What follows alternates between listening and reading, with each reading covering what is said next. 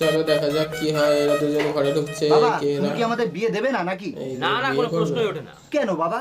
পাড়া প্রতিবেশী থেকে শুরু করে সবাই আমাকে বলছে যে তোর বিয়ে কবে বিয়ে কবে, বিয়ে এমনকি কবে, মন্দিরে বিয়ে কবে? পুরোই তো রেডি।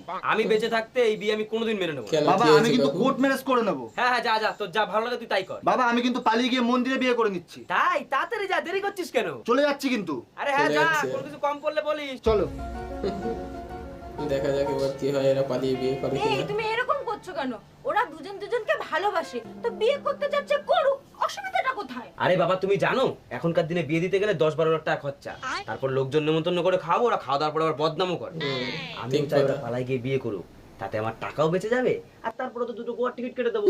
হানিমুন থেকে ওরা এমনিই সুসুর করে বাড়ি চলে আসবে, ওদের বিয়েও হয়ে গেল, আমার খরচা বেঁচে গেল। বাচ্চাও বেঁচে গেল। তোমার What a মতো technique! কিপটে লোক আমি জন্মে দেখিনি। কি কিপটে শ্বশুরের বাবা।